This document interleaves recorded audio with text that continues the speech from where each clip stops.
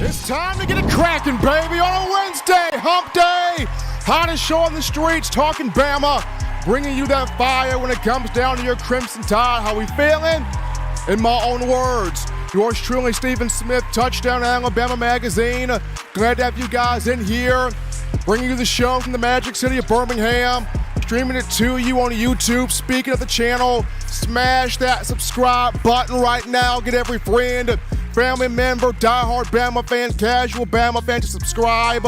Make this your show, your network platform, channel, and space to talk Bama. Hit that like button, run those likes up. Let's get this thing right now. 50 likes out the gate. Hit that like button. Appreciate you guys. That daily super chat goal, $100 there daily. Super chat goal, $100. Appreciate the support and the love from you, the Alabama football fans. We definitely are going to get to your phone calls today. 205-448-1358 for number to call in. 205-448-1358. We're going to start the show with getting to our two amazing guests that we have on tonight. Both played at the University of Alabama. And the first of two, we got the brother that originated the NCAA transfer portal before it even happened. He came in 2015 from Oregon State, did his thing that season, caught 38 passes for your Crimson Tide, 390 yards, 5 touchdowns, was a key reason behind the Crimson Tide's 2015 college football playoff national championship. I mean, Najee Harris is hurdling, guys, but this guy originated the hurdle. We got Richard Mullaney in the building. Richie Rich, how you feeling, brother? I'm good. Appreciate you having me on here. Absolutely. Richard Mullaney right here on the show, former Crimson Tide receiver, originator of that NCAA transfer portal. And, Rich, just for you and starting kind of, this thing off here, I mean, for you, what's been kind of the issue here or the problem here, or the biggest difference, I should say? What's been the biggest difference in the transfer portal now versus when you jumped in 2015 when it was just getting started and you were trying to make an opportunity for yourself? What's been the biggest difference for you in regards to the portal that you've seen? I think the biggest thing, before even talking NIL, I think it's just these kids are just getting faced with adversity, really early on. And instead of fighting through it, seeing it out, they just jump ship right away. And it just, you see guys that are going on their third, fourth transfer. And to me, that's just crazy to me. It was never like that. I think what's getting hard for teams is, it's hard to build a culture around guys where, you never know if they're going to be there next year. Absolutely. So, Rich, just hanging with that point right there, when you came in 2015, you had the mindset of, I'm going to show Coach Saban that he can trust me. I'm going to go out there, do my job, perform well, execute, whether I'm in the slot as a receiver, whether you were playing on the outside position, or whether you were on special teams. You had that mindset of, I'm going to prove myself to earn that trust. When you look at the portal now, is it hard for Coach Saban to trust guys that come out of the portal trying to come to Alabama? Has it gotten difficult for him to trust guys?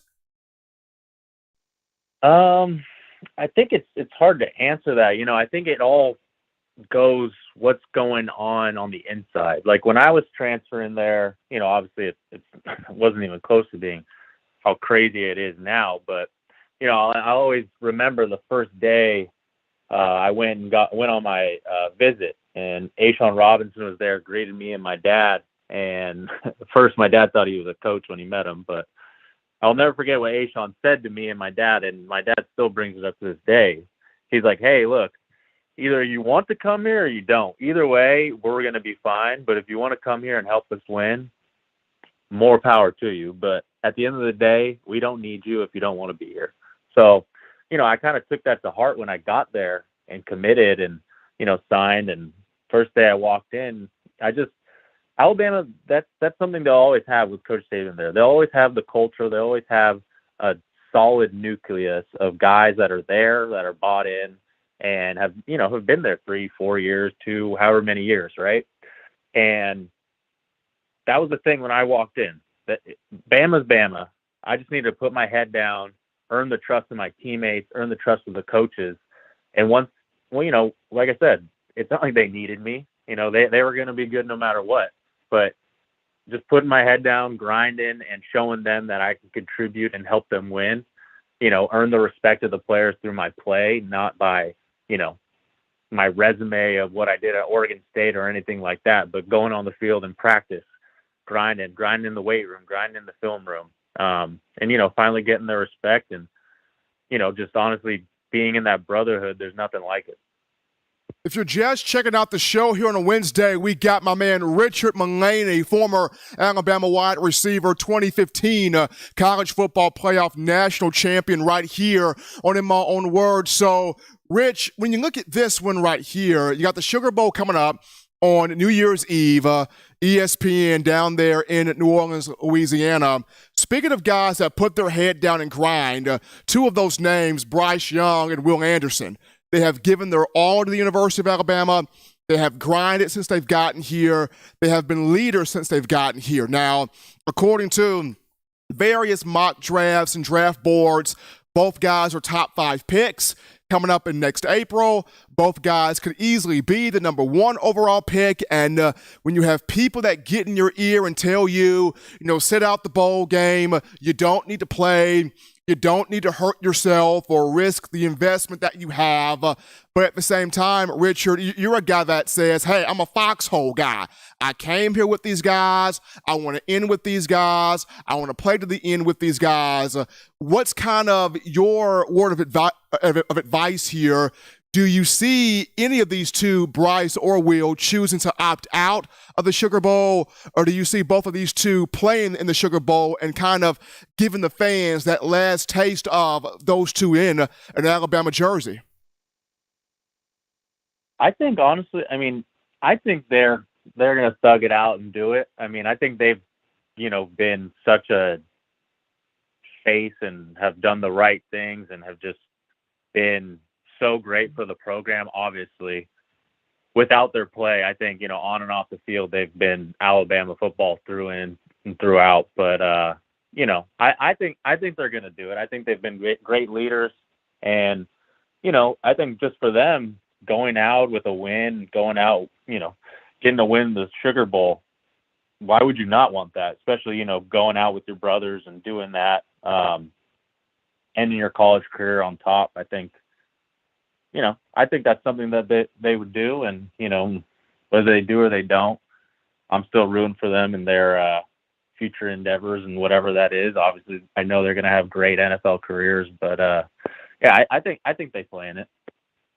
He is Richard Mullaney, ladies and gentlemen, 2015 college football playoff national champion, the originator of that transfer portal, doing it the right way, and joining us right here on In My Own Words on a Wednesday with yours truly, Stephen Smith of TDA. Rich, my man, we appreciate you and all that you do and giving us your perspective, your insight into Alabama football. You take care of yourself, man. Stay safe. Be good, brother. I appreciate it. Thanks for having me again. Full Tide, baby. Absolutely. Richard Mullaney right there. Join us on the show. We go from one-star guest to another one. Good friend of mine. Great brother right here. Former Alabama wide receiver. We're talking about a 2-time college football playoff national champion. The guy, real deal right here. Native of Tuscaloosa. Donnie Lee Jr. is here. Donnie Lee, D, my brother. What's going on, D? What's happening? What's up, family, man? Always good to hear your voice, man. Always a pleasure. We got Donnie Lee right here if you're just checking out the show on a Wednesday. So, Donnie, biggest news right now. It's circling, it's making its way through the social media, through the internet waves, and that being Jermaine Burton, veteran wide receiver for the Crimson Tide, expected to be back for the 2023 season after this year right here Burton with 37 catches for the tie. He was tied for second on the team, 590 yards, 6 touchdowns. Started to come to life a bit there toward the back end of the season. And I know you have spent quite the amount of time with Burton. Can you confirm that this young man will be back in the crimson and white for next season? Yes, sir. Yes, sir. So Jermaine's going to come back for one more season. Just expecting to make a bigger impact on the field and off the field as well, man. One of his biggest things, in terms of returning was, just come back and kind of restore Alabama football to what it was. But also, man, just to have the opportunity to serve this community a lot more. A lot of times with these athletes, we see what they do on Saturdays and, we kind of create these narratives about them based off of what we see them do in a couple of hours. But man, Jermaine's all about the community. That's one of the biggest reasons why he decided to come to Alabama after he hit the transfer portal, was just the love that the city of Tuscaloosa brought to him. And so, happy for him to come back. Obviously, we're going to need that veteran presence in the locker room. That's the big thing, like Mulaney was talking about, man. Once you came in when we were there was a culture of excellence where you understood that we're going to win with you or without you. We prefer to win with you, of course, but we're gonna be in that foxhole together. And so having more guys that understands that championship standard like Jermaine is going to be huge in terms of restoring Alabama football to what it was. So just sticking with that for a minute here, Donnie, was there any personal things that Jermaine kind of shared with you as you're working with him that led to this decision? Because him coming from Georgia, helping them win a national championship in 2021. This season, probably not what Burton wanted to see numbers-wise, but once again, the back half of the year started to really get some things going. When you sat down with him or when you were walking with him or interacting with him, were there some things that he shared that he just went, bruh, these are the reasons why I have to come back for 2023? For sure, man. Jermaine's big on just being a man of his word and fulfilling his promises. And he made guarantees to people when he came here, like, hey, I'm gonna contribute. I'm gonna help this team. I'm gonna help this team win games. And he's a man of his word for that. He had the opportunity where he could have declared and went to the NFL this year. Might have had a mid to late round draft grade, but he decided, man, I want to come back and I want to fight with my brothers. I want to go to war with them again. I want to avenge those losses at Tennessee, at LSU. And I want to show them that, this is the greatest college football program in the country, and that's why I transferred in. Additionally, there's a lot of things, with the incident that took place in Tennessee, where he feels like it's just not a true reflection of his character. He's acknowledged that, it was a mistake, and that he's learning from it and moving forward from it. And that's the big thing. Coach Saban is very adamant about giving guys second chances, and, just not allowing a few milliseconds to reflect someone's character for the rest of their lives. And so, I'm excited to see the way that Jermaine has stepped up, since he's gotten on campus and since those things have happened in terms of his leadership. We've taken some of the younger guys under his wing and mentoring them and things of that nature. And so, for example, tomorrow, this upcoming Friday, actually, with the Crossroads Ministry, Jermaine will be speaking to several kids whose parents are incarcerated and helping them sponsor their Christmas. He'll be speaking to some local youth football teams this weekend as well. So if you guys are in the area and want a chance to interact with them, man, would love for you guys to come out and show some support, especially as we get ready for this big-time matchup against Kansas State. So speaking of that matchup, man, with Kansas State, we got my man Donnie Lee Jr. right here on the phone lines. If you're just checking out the show on a Wednesday, in my own words, yours truly, Stephen M. Smith. So, Donnie, matchup with Kansas State, Sugar Bowl in New Orleans, Caesars Superdome, 11 a.m. Central Time kickoff, early game there on ESPN. In your opinion, because you've played in bowl games, you've played in championships, you've been in the playoff atmosphere, how does Coach Saban use this game to get the young guys jump-started into next season? Because there's going to be a lot of competition in the spring, a lot of competition next year in fall camp and in the 2023 season. But how does Coach Saban use this game to kind of jumpstart those young guys into the culture here? Man, I think it's really an opportunity. It's kind of like the early version of A-Day in many ways. You're going to have a lot of those upperclassmen. Coach Saban is going to be preaching to them incessantly, hey, don't have one foot in the parking lot. Be where your feet are. Obviously, everybody's got their plans on what they want to do after that Kansas State game is over. But he's going to be locked in terms of making sure that they understand the importance of being present and not worrying about what's coming up in the future, right? Control what you can control and leave the rest to God. He's very big about making sure that guys don't inquire about their draft grades until after that bowl game. That way they can kind of make a decision moving forward from there. And so I hope that with that information, that it'll kind of, will Bryce, that they'll decide to play. Honestly, it's a business, and that's one of the things that people really have to understand. Obviously as fans of the game, we definitely want to see Bryce play. We definitely want to see Will Anderson play. But at the end of the day, man, they've got to protect their business interests, and college sports is becoming more and more of a business every single year. It's an unfortunate reality, but a reality nonetheless, and one that we're going to have to adapt to. And so, like I said, I pray to God we get to see those boys play, man, and hope that they come and maintain their competitive integrity. We've unfortunately seen since Saban has gotten here a lot of times, it's college football playoff or bust, or it's national championship or bust. Like, the real Bama fans, I know we have a lot of people that kind of hopped into the bandwagon and cried about losing to Tennessee and losing to LSU, but the real Bama fans remember losing to Utah in the Sugar Bowl because we didn't make it to the national championship after playing against Florida, right? Little things like that, I think it speaks volumes to this team's competitive integrity, how they're going to approach that game coming up Saturday.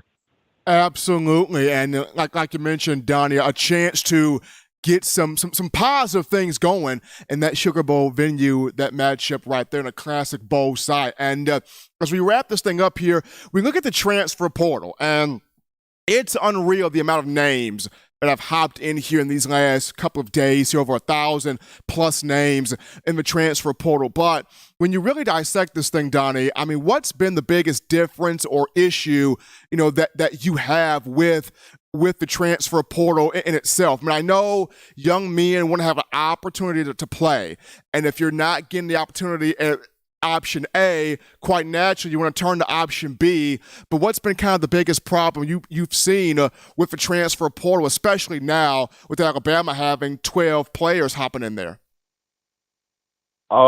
Man, for one, I think it's very subjective. So, there's some people where the transfer portal works exactly how it's supposed to, right? Or just transferring in general. Like a guy like Richard Mullaney that, had showed that he was an elite athlete when he was at Oregon State, and wanted the opportunity to show that he could do the exact same things in the SEC to improve his draft prospects.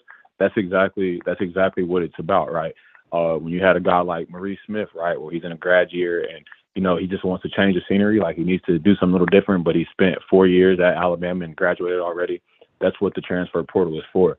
I think, sadly, what we're seeing the transfer portal used for now is instant gratification, and guys who aren't really committed to sitting there and competing with the guys that are above them on the depth chart. Coach Saban was very adamant when I was on the team about, guys, if you feel like you should be the starter, if you feel like I've got a guy in front of you that you're better than, come to my office, let's watch the film, and we'll break it down from there.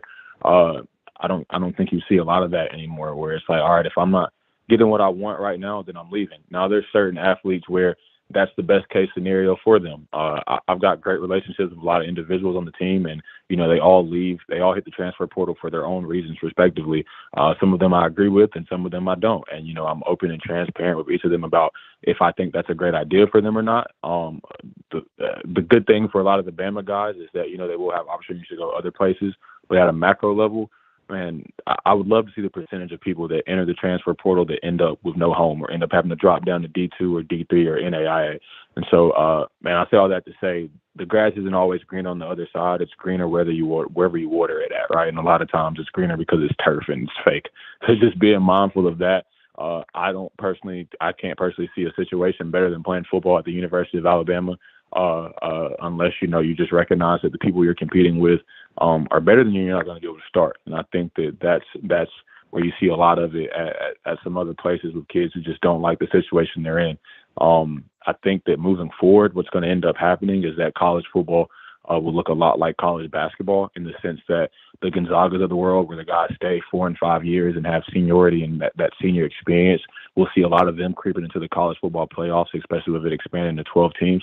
And I unfortunately think that a lot of these blue chip programs that land like the 5-star guys, kind of like a Kentucky or a Duke in basketball, where they're one and done, I think we're going to see a lot more of that at your Alabamas, your Georgias, your Clemsons, those blue chip colleges where guys are coming in maybe 1 year or 2 years and they're dipping out. But those mid-major schools where the guys are really committing, not about NIL, not about even NFL prospects a lot of time, just about love of that school, that's where I think we're going to see the separation at over time due to transfer portal.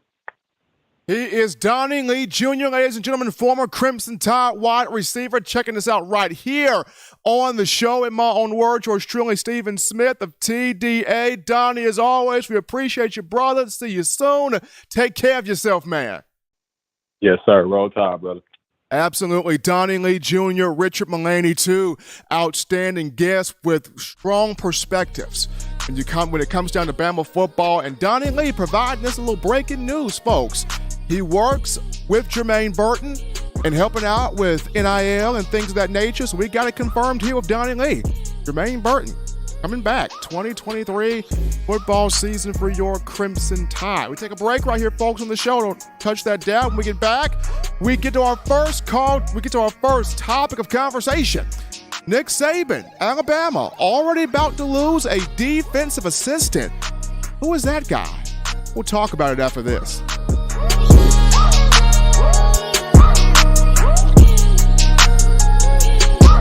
What's up, Bama Nation? This is Rudy Griffin, former Alabama defensive lineman, and you're listening to my guy, Stephen M. Smith, in my own words, brought to you by Touchdown Alabama Magazine. Roll Tide, roll! Every sports fan deserves the proper representation. Whitwell Sports introduces to you the Title Towel. Wave that Title Towel in the air like you just don't care in support of Nick Saban and the Alabama Crimson Tide. Only $9.99 and it lasts a lifetime. Head on over to whitwellsports.com and get your Title Towel today. Touchdown Alabama Magazine is Alabama football's premier publication. A subscription to Touchdown Alabama Magazine is the perfect gift for any Alabama fan. For exclusive news and information, recruiting updates, a free annual print magazine, and more, go to touchdownalabama.com and click join. Only $7.95 per month, or pay $74.95 for a full year subscription. That's a yearly saving of $20. Go to touchdownalabama.com today and roll Tide. All right, people, we're back into the action from the break. Hottest show in the streets, bringing you that fire, talking nothing but Bama. In my own words, yours truly, Stephen Smith of TDA. Folks, we got over 350 people in the chat. We got 94 likes on the show, but let's get this thing to 200 likes right now. Hit the like button, smash the like button, give us that thumbs up. Hit that like button right there. Make us your show, your network, your platform and space to talk Bama. We got some super chats to get to right now. So how about the President Waylon with that $1.99? Dropping the love in the donation box right there. Appreciate Waylon. And then the OG of OGs, Jimmy Cash Money, throw it in the bag. Clay, $75 donation from Jimmy Clay. He came with 25 and came right back with 50. That daily super chat go $100 there.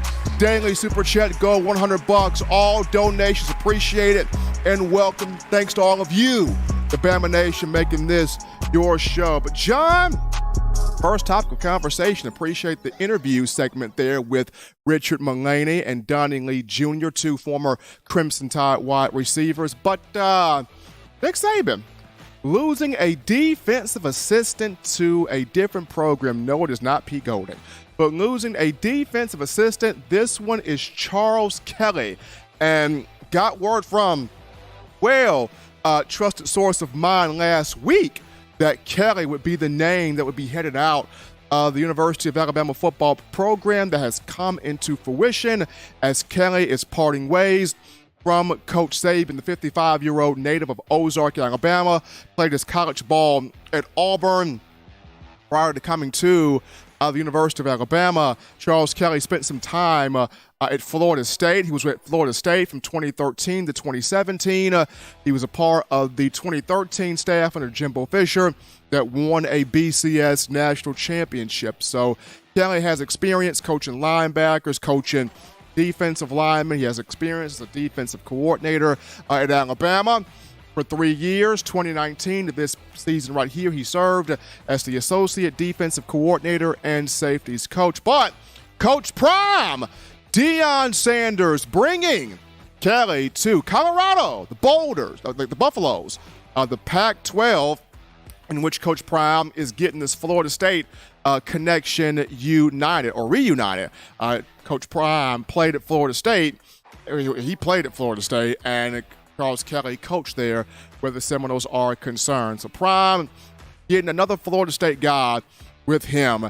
Looks like Charles Kelly will serve as the defensive coordinator for the Buffalo. So as we look at now Pete Golding, the question that some fans are asking, or a lot of fans are asking, Pete Golding, is he going to be out of Tuscaloosa after this season? The more I look at this, I'm starting to ask the question, is he going to be in Tuscaloosa another year? You look at Pete Golding, because the eerie thing I feel with this is, Saban, there's something about losing a recruiter that Saban doesn't like. And Pete Golding can walk into a young man's living room in the Mississippi, Louisiana area and get that guy to commit to the Crimson Tide. Now, can he take that same guy and produce him to be an All-American on the field in terms of a middle linebacker? The jury is definitely out on that, and still out on that. I mean, jury is out on that. I mean, we've seen the last 4 to 5 years Alabama's defense not playing at the elite level that we have known for it to play at. And even though we've heard the statement, well, the game's gone more to the offense. It's an offensive game. You got to have the big-time quarterbacks, the big play receivers, the big play running backs. It's all about offense now and scheming and strategizing on that side of the ball. And yes, Coach Saban has done a great job of evolving to that aspect. When you look at getting Tua Tagovailoa, getting Mac Jones, getting Bryce Young, getting these big play receivers, getting these offensive coordinators, with the exception of Bill O'Brien. He was not a fit, and he is not a fit, period, when you look at this program here in Tuscaloosa. But at the same time, I just cannot help me covering the Crimson Tide.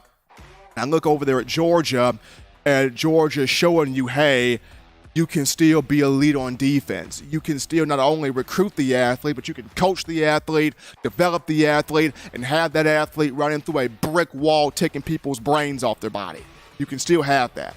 And you can have that while having an offense that can put points on the board, as Georgia's doing that with Todd Monken and Stetson Bennett, who, by the way, I can't believe it. Stetson Bennett on finalist for the Heisman Trophy, and Bryce Young is not. I mean, I just cannot believe that. But Pete Golding, because of the recruiting acumen that he has, I feel like I just have the eeriest feeling that may be the thing that saves him. That may be the thing that buys him an extra year in Tuscaloosa. It may be that right there. And even if it is that, I've made the suggestion of, if you love him as a recruiter, and recruiting is the lifeblood of college football, I get it. You got to recruit the young men into your program.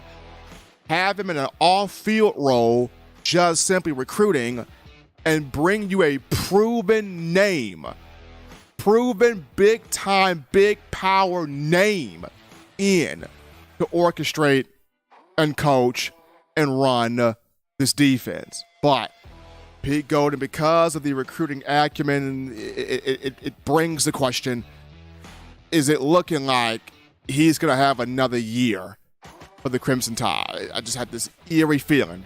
Maybe I'm wrong. Hopefully I'm wrong.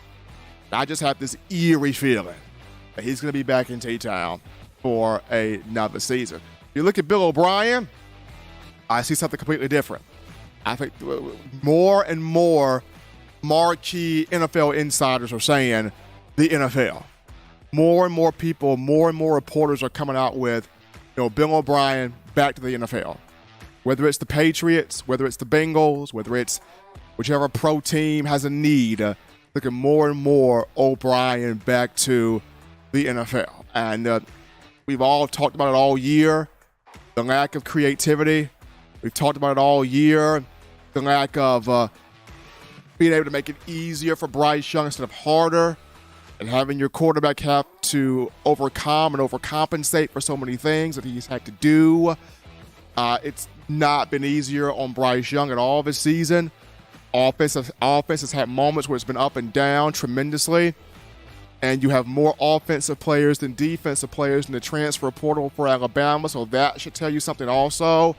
So I can see O'Brien back there in the National Football League. But Coach Saban will have these evaluations after the Sugar Bowl. All of these assistant coaches, they'll be evaluated from top to bottom. They will be looked at. They will be evaluated.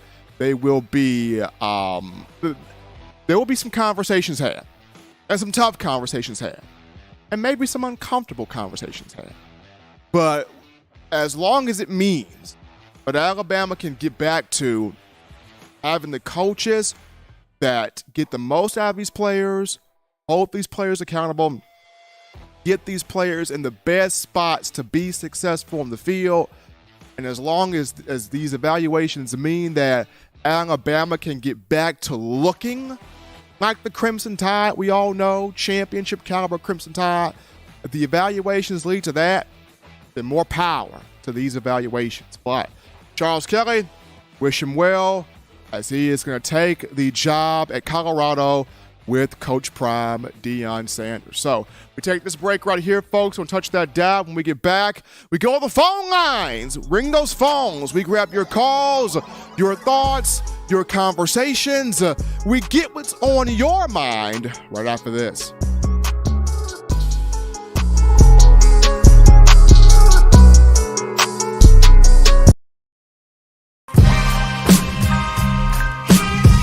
Chris Rogers, 2009 national champion. You are listening to the baddest, when I say the baddest, sports show in the state of Alabama. In my own words, you know, yours truly, Touchdown Alabama Magazine. Don't touch that dial. 9 players have teamed up and released the Alabama Team Paper, which is a video yearbook they put out for sale direct to fans. Now, for the first time, small dollar purchases from the fans can support the players as a group as well as a great cause, because $1 of every subscription payment is donated to the Boys and Girls Club of America. Be a 5-star fan base and support your team and a great cause with Team Paper. Check it out at teampaper.com/Alabama. Remember the taste of Grandma's delicious sweets? Emily's Heirloom Pound Cakes brings back those precious memories with just one bite. Each cake made from scratch. They make the perfect dessert to share with family and friends for any occasion, and ordering is easy. Visit emily'sheirloompoundcakes.com. Click the online store and shop. Then pick up your fresh cake at the kitchen in downtown Homewood. Order yours online at emily'sheirloompoundcakes.com. Emily's Heirloom Pound Cakes, making memories from scratch.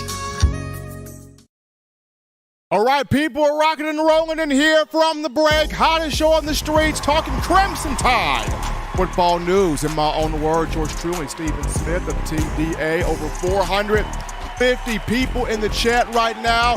Continue to hit that like button, run those likes up. Give us a thumbs up on the show. We're looking for 200 likes. We're right now at 147. Looking at 200. Continue hitting that like button. Stop what you're doing. Give us a thumbs up right here on the show. Appreciate all the donations, all the super chats, all donations needed, all donations welcomed and appreciated. Thanks to you guys. We take these calls here. The call segment brought to you by the Blue Wrench Gang, 205-448-1358. Number to call in to let your voice be made known, 205-448-1358. You're live on the show. What's happening? How we feeling? State your name and where you calling from. Hey, Stephen, it's Daniel from Phoenix City. How are you? Doing great, Daniel, and yourself? Oh, I can't complain, man. I've got a couple of things. First off, a question for you. Now, I've heard Greg Sankey talk about getting rid of the division in the SEC. Is that a thing that's going to happen, or is that just being talked about? Well, Sankey's been discussing it. I think they're on the verge of making sure it happens. I know when the news first came out, it was a discussion, but I think Sankey is really pushing to make this happen. I guess trying to intensify the competition, doing what the Big 12 does, because the Big 12 did away with its divisions, and now it's just all the teams fighting each other. So I think Sankey is moving toward just having all teams play each other as far as just having a super conference. And, I thought about that. And honestly, I think that would actually, like you said, that would intensify the competition, particularly in the East, because at least in my opinion, the SEC West, for the most part, at least for the last probably 10 years, has been the dominant division, I would say. So that's actually going to help, in my mind, would even things out and give the Georgias or Floridas or even Tennessee now a bit more competition. What do you think? And I think so, Daniel. And I think doing away with the divisions, it also will give fans of Alabama and fans of the Southeastern Conference more exciting matchups to watch. I mean, if you do away with the divisions, you would get more Alabama, Georgia, more Alabama, Florida, more Alabama, South Carolina.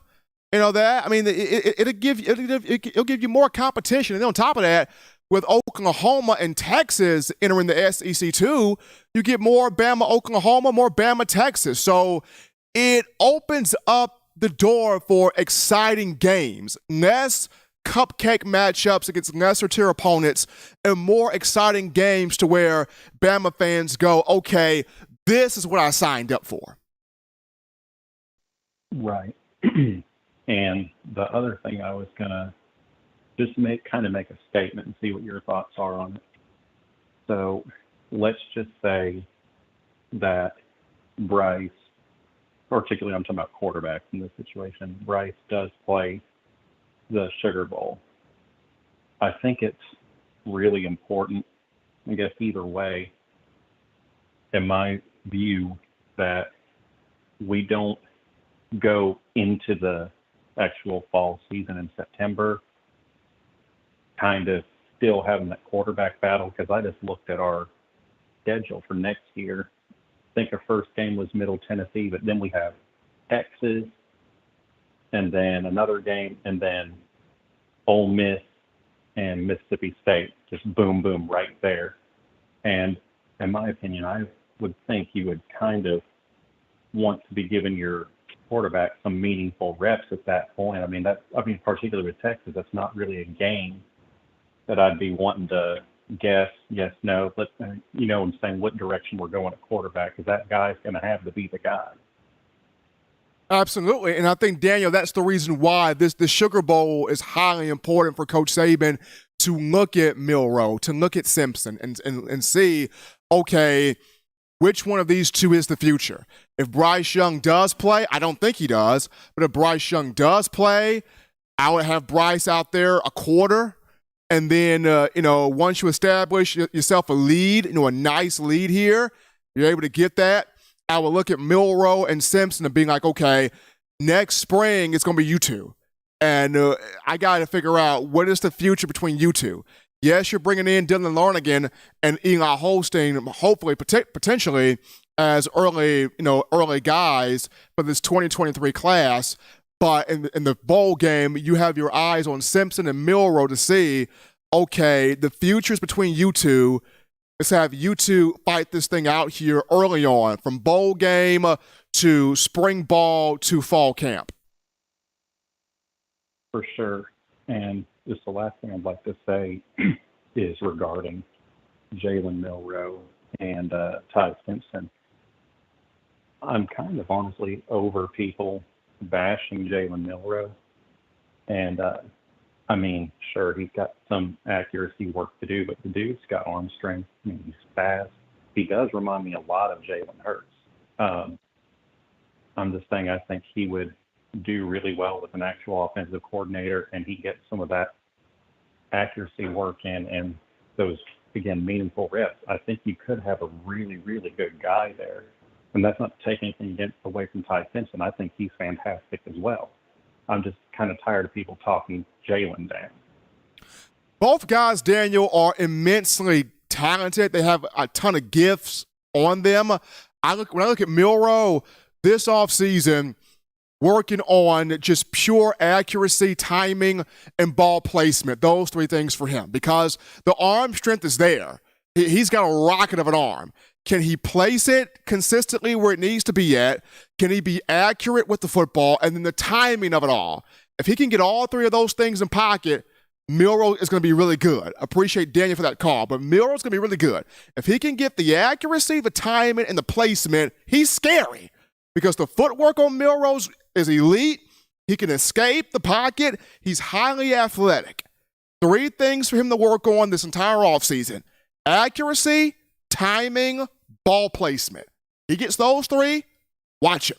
We're going to take this call here. You're live on the show. What's happening? How we feeling? State your name and where you calling from.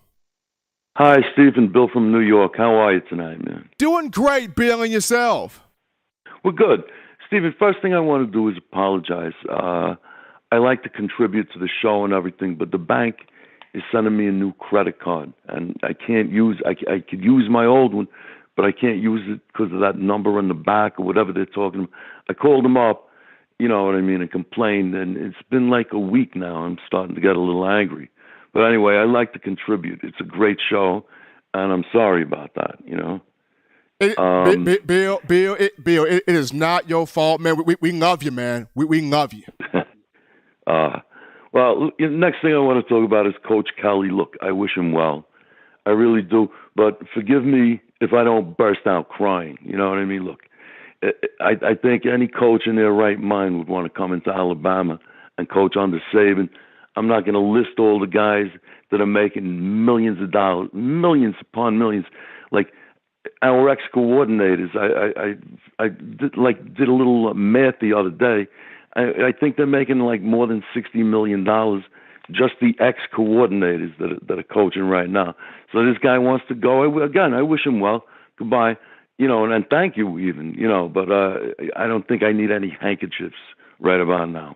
You know, next thing I want to talk about, Stephen, I didn't see it brought up in the chat, I missed your show the other day. I was listening to Sirius today, Sirius Radio. You know that show, Neuheisel and Childers, which, man, you should be on that show. They should get rid of those guys. They talk about the stupidest nonsense. You know what I mean? And anyway, Neuheisel said that he was in Birmingham and he heard on the radio that the University of Miami offered Dallas Turner $1 million to switch schools. I don't know if you know anything about that, whatever. But like this NIL is really starting to bug me. And don't get me wrong. We're going to grab some players in NIL. See, I don't have a doubt in my mind. We're going to grab some talent because, once again, who wouldn't want to come and play for Saban? You got to be crazy. But I like you now to keep Turner. If this is true, because I don't trust these guys, but if it's true, we'd probably have to come up with $1 million. And I'm not convinced that you give a college kid $1 million, that they're going to be a better player. I said it before on your show. You put $1 million in my pocket, I'm having a party when I was 19, 20 years old. You know what I mean? Like, I'm uncomfortable with this. I think they got to come up with a system that's fair. You know, you had the Supreme Court vote 9-0 against the NCAA, who's supposed to be so smart, college and everything. Those people can't agree what day of the week it is. But they all knew that it was like slave labor to just not allow anything. So now we have chaos, and I don't like it. And I think Coach Saban, if anybody, can adapt to it, but it's not easy. I mean, look what happened this year. I don't know. I'm not going to ramble on, Stephen. But what do you think? Do you hear anything about this? You know what I mean? I did not hear anything about Miami offering Dallas Turner $1 million.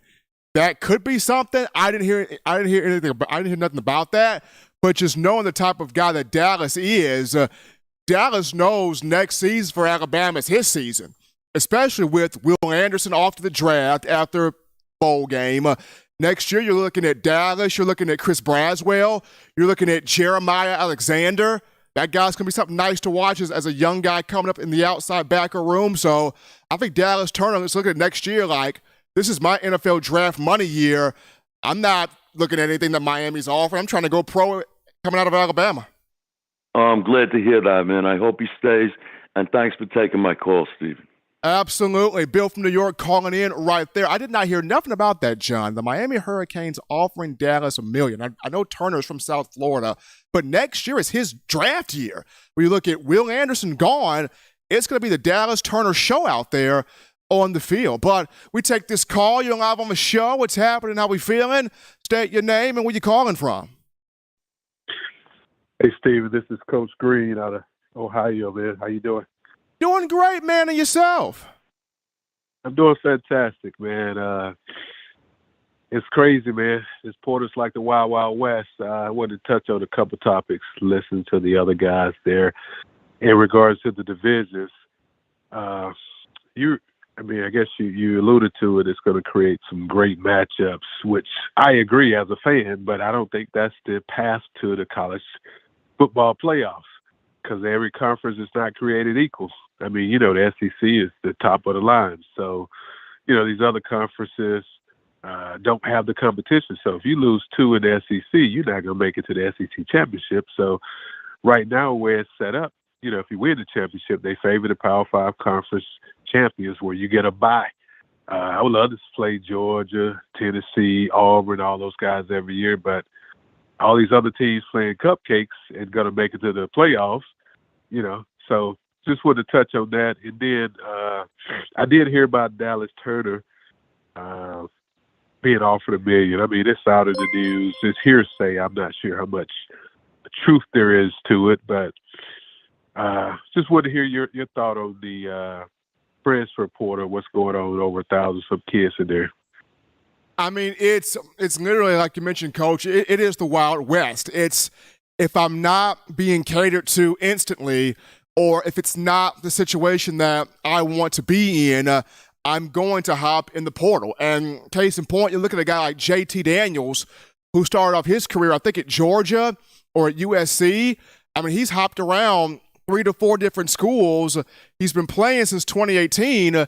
JT Daniels will play from 2018 to 2023, possibly even 2024, when you look at how much he's bounced around there. So there's over 1,000 names in the portal, quite the number of quarterbacks in here. It's one of those things where I understand young men want to play ball and they want to go to the best situation where they can do that, but it's do you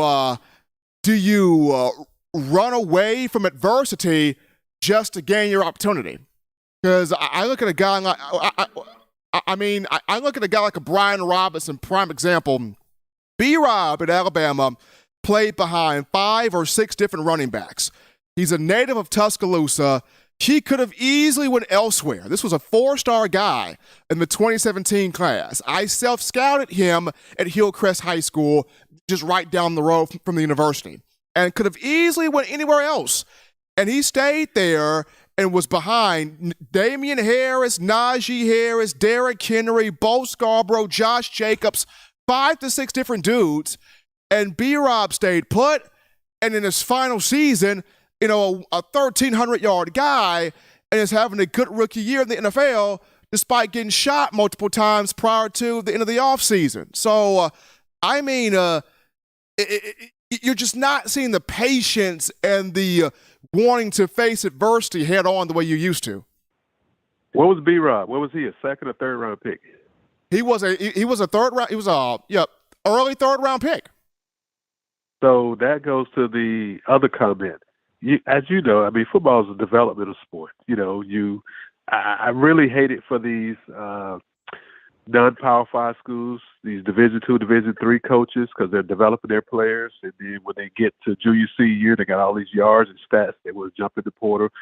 And then at the Power 5 level, like I said, it's tough, man. I mean, this is the worst time to get in coaching. I mean, you have to adapt. I understand that people are adapting. There's money involved, the whole nine. But the biggest thing people are not talking about, there's not enough scholarships. There's not enough seat at the table. When all these guys jump in the portal, their team can close them off and say, okay, see you later. I'm not giving you a scholarship. And they don't find anything elsewhere.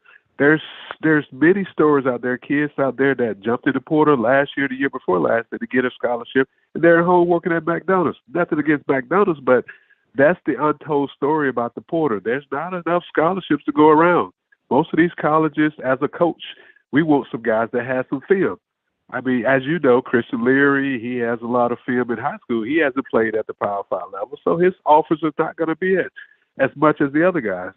Cohen, the offensive tackle, now he's probably going to be able to go anywhere. He's got 12, 15 games under his belt, so that's the untold story. These guys jumping into the portal, and they don't have anywhere to go. Everyone thinking the grass is greener on the other side.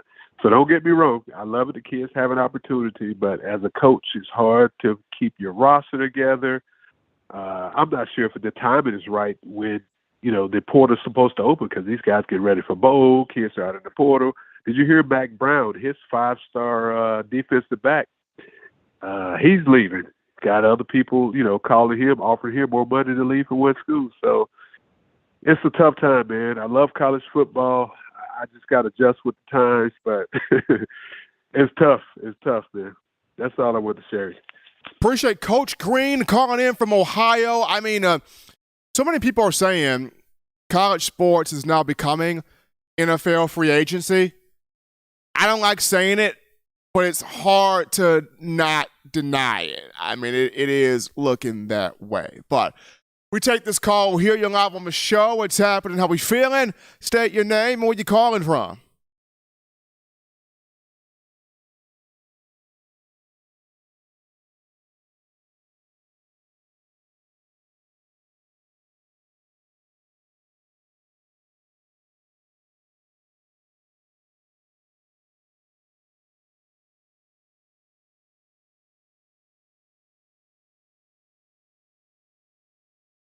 People, we could have over 20 people. Yeah, that's also a bunch of scholarships we got open for better players for better positions that we need them at.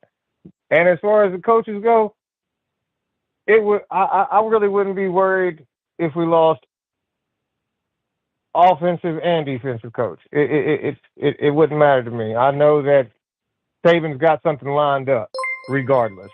He's always got a plan for everything. He did so for the past 12 years. Let's let the man do what he does and stop fretting so much. Roll Tide, roll. Appreciate that call coming in right there to the show. 205-448-1358. Phone lines rolling right there. 205-448-1358. We grab, don't we have to call right there. We're going to go to the super chat line right now. You guys blowing us up right there. We got Brian Thomas with that $5 donation helping us out. Appreciate Big Brian Thomas. We got my man 6-0 in here with that 20 piece. Appreciate that from 6-0. Then we got Joseph Higginbottom.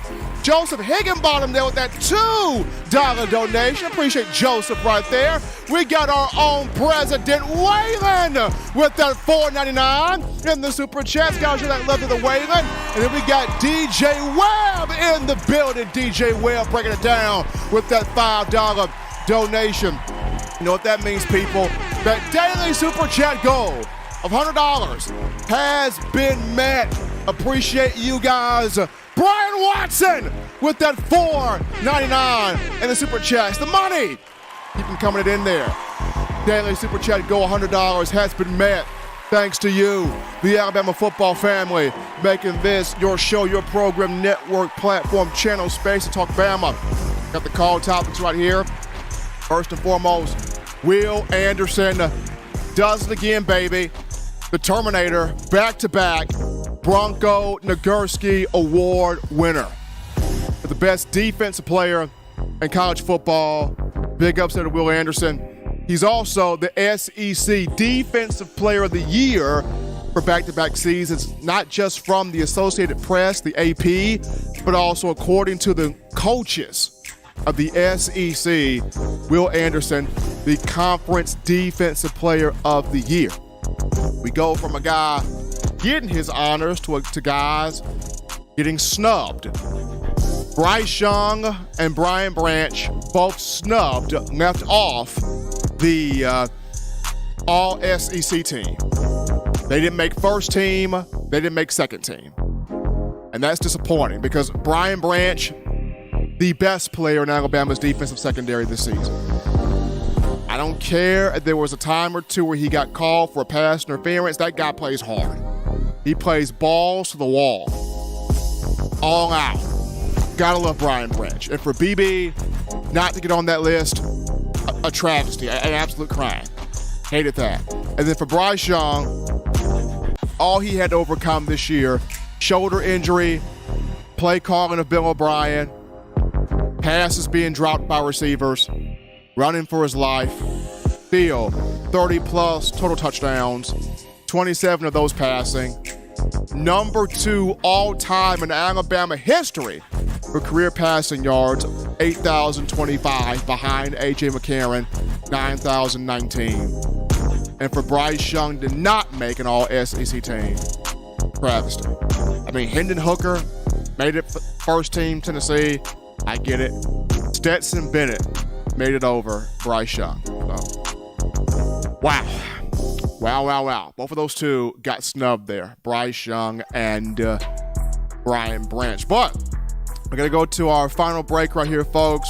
We get back. There's been a conversation from you, the Bama fans, that started by different rumors and reports out there on the internet from these various outlets. Does Alabama really pursue the transfer portal for a starting quarterback for next year? We'll break it down after this.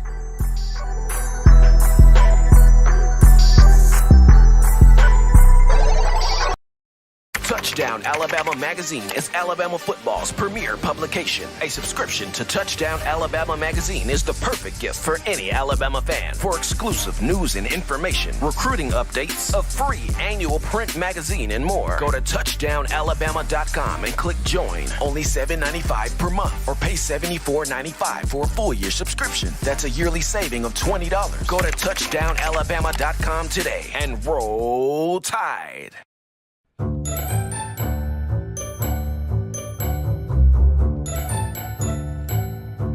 Look at all these great players in Touchdown Alabama magazine. Man, wait till I turn up this year. I'm gonna be on the front cover. But what if Will goes off? Or Joe, DeMarco, Chris, Tim, Christian. Don't wait. Order now at touchdownalabama.com or call 833-483-2624 today. Christian or Jermaine. Thank you for tuning in. Show your support right now by clicking that like button. If you haven't subscribed, hit the subscribe button now and enable all notifications to make sure you don't ever miss any of the best Alabama football news, notes, and information right here on Touchdown Alabama. All right, people, we're back, rocking and rolling in here from the break. Hottest show on the streets, talking Bama. In my own words, yours truly, Stephen Smith of TDA. We are 2 likes away from 200. At 198, hit that like button. Give a like on the show right now. Also, if we can, let's try for 250 before the show ends. 250 likes. Know you guys can do it. Appreciate you guys for what you do. We basically got 400 plus in the chat line, 400 plus. Let's try to get this thing 250 likes before the show ends, making this your network, your platform, channel, and space to talk Bama football. But, John, a question that's been going on, happening by the Alabama fan base, and was started because of different rumors, reports, speculation being put out there in the media, the different page clippings, and that is, with the amount of guys in the transfer portal, how does Alabama pursue the portal for a starting quarterback next year? Does Nick Saban pursue the portal for a starting signal caller? Somebody with some experience, somebody with some veteran leadership, somebody with some big game tape in marquee matchups in major college football. Does Bama pursue the portal for a quarterback? And I've had my thoughts on this. To me, I would let this be a battle between Jalen Milroe and Ty Simpson because, Bryce Young is gone after this year. Bryce Young is headed to the NFL draft. I mean, he's going to be between top 3 and top 5 pick, maybe the number 1 overall pick in the draft in April of next year.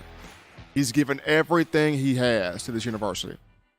Heisman Trophy winner, has won several individual awards, brought Alabama an SEC championship as a starting quarterback last year, got it so close to a national championship as a starting quarterback last year, endured so much this year, and though the season did not go the way he would have liked it to, he's got a chance to end it with a Sugar Bowl ring and go out with a bang. But, he's going pro after the season. So, to me, even though I understand the idea from most people that say you don't get a generational talent like Bryce Young coming through the door every year. So if you got quarterbacks in the transfer portal that have experience, that have a big game tape, you got to look at them, right? You got to give them a chance. You got to see what they can offer and bring your team and bring the culture of the program that you have. However, I also can look at this from the coin of, if you bring in a transfer guy, you're basically looking at the guys that you already have on your roster that you've signed in, as recruits, and you're basically telling them you're not good enough. And that's when you bring in Ty Simpson and Jalen Milroe. Both of these two have worked their tails off. Both of these two have been working themselves in the situation to see, what is the future between one or the other. And that's why this Sugar Bowl is so important. Get these two out here in this bowl game early, and let's see which one has the better feel for the game, better feel for the playbook, the better feel for the system, the better feel for winning the teammates, the guys around them. And whichever one shows you that they have that better feel for, then that's the guy. Have the Sugar Bowl be the first gauge to see what do we have when you discuss next spring and, more importantly, the 2023 college football season, because you're going to have some challenging games on the schedule for next year. When you look at Ty Simpson, the guy doesn't have just a ton of reps, but coming from Tennessee, Westview High School, he took that program to a Class 2A state championship as a senior. 41 touchdowns, just 3 picks, was the Gatorade Player of the Year out of the state of Tennessee, a guy that does have a very strong arm. He is accurate. He can layer the ball in the tight windows. He can make the throws on the field, and he's also athletic, can move, very mobile with his feet. We saw him make some strong plays in the spring game. You look at Jalen Milroe, he is an otherworldly athlete. Tremendous speed, tremendous legs, tremendous athleticism.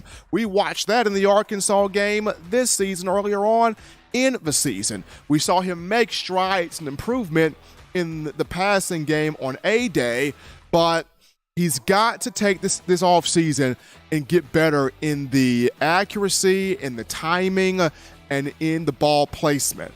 I feel like if he gets with a quarterback coach, if he gets with a passing academy, if he gets with, a group of people to fine-tune his mechanics, he can get those mechanics each and every day in the offseason fine-tuned to put with his running ability. Milroe will not, he won't be stopped. And it can happen. I mean, you look at Jalen Hurts right now in the NFL. Jalen Hurts can't be stopped. He's doing it now. He's doing it as a passer as well as an athletic runner. I mean, Jalen Hurts has got, near 30 total touchdowns this season? He's only got, 3 picks? He has grown. He has shown that he can do both. He can be an accurate passer, and he can run, putting defenses on their heels. And I remember during his time at Alabama, we as a people, we thought, oh man, is Jalen ever going to get it? Is he ever going to get down the ability to throw the football? Will he ever be a complete passer? Will he ever be someone that can truly do it both in terms of the quarterback position? Now in the NFL, he's doing that. So there is the idea of Jalen Milroe can do it. It's just how much effort will he be able to put in this offseason to prove to everyone that he can be a full package quarterback? Because if he can be a full package, it's going to be a sight to see watching him on the field. But I think these two should be where the quarterback battle should be fought out between those two. And then you got two freshmen potentially coming in here. You talk about Dylan Larnigan and Eli Holstein. Both can play. Both can flat ball. Now, whether both come in as early enrollees or one come in as an early enrollee and one comes in the summer, however these two decide to play it, both of these two will come in. They will learn. They will grow. They will absorb information and try to be the best that they can be. So Alabama's got quarterbacks on the roster, but it is tempting when you do look at the transfer portal and you see a JT Daniels, you see a Zach Calzada, you see a DJ Uiagalelei, you see a Mike Wright, you see so many names in here in the portal. You see a Haynes King. You see so many names here that if you get one of these guys, they can help you. If you get one of these guys, they can boost you up. You get one of these guys, they can make you better. But does Nick Saban really make the move to the portal, get a quarterback that's played elsewhere, and you have to get them acclimated into your program, your system, because it's different. And John, you brought this up in a conversation that we had. It's different when you get a receiver from the portal. You get a receiver, you plug them in there, hey, you at Bama now. And we saw what Jamison Williams did. And seeing what J-Mo did, it just made everybody think, well, if J-Mo can do it, any other receiver can come in and do it, and that's not necessarily the case. J-Mo just had that mentality about himself, and he came in there and he did it.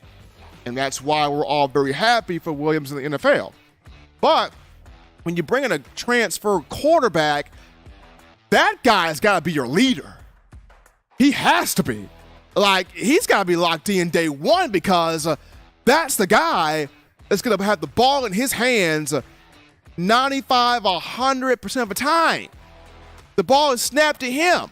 You're going to be looking at him as your guiding light coming from the portal. So if you bring in a guy that's not fully bought in and that's got to be your quarterback, that's not a good look right there.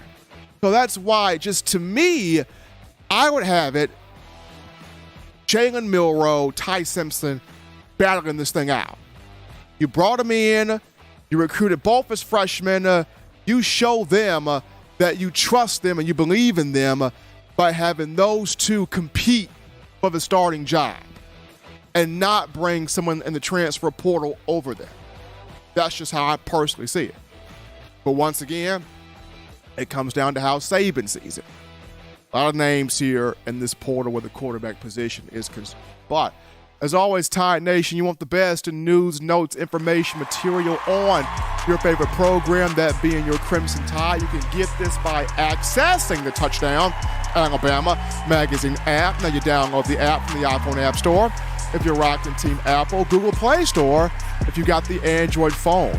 For your audio needs, check us out, iTunes or Apple Podcasts, Spotify, Stitcher, Spreaker, TuneIn Radio, Overcast.fm, or iHeartRadio. Got you covered right there. If the good and gracious Lord sees fit, your man, I'll try to be back on Friday, continuing the conversation that is Tide football.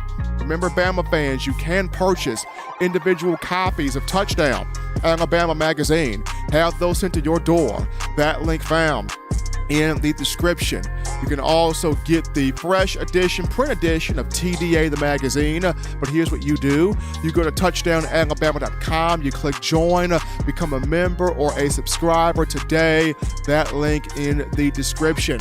Guys, shout out my guys, Richard Mullaney and Donnie Lee Jr., two former Crimson Tide wide receivers coming on here to give us their thoughts on Bama in the transfer portal, on the Sugar Bowl, Donnie Lee Jr. giving us that breaking news there on Jermaine Burton coming back to Bama for that 2023 season. Appreciate both of those guys right there. Gotta thank you, the outstanding fans of Bama football, for all the likes, the super chats, the phone calls, the donations, you making this your show, your network, platform, channel, and space to talk Bama. Gotta also shout out my man John Ivory in the production studio, handling things behind the scenes there. Until next time, folks, husbands, love your wives, Wives appreciate, value those husbands, children. You guys continue doing the right thing, fun thing, smart thing, good thing, legitimate thing. To not be bored, you get yourself those 3 hearty meals a day, those 3 great laughs a day. You protect yourself. You protect the loved ones around you. Until Friday, folks, I'm your man, Stephen M. Smith, and you've been listening to In My Own Words.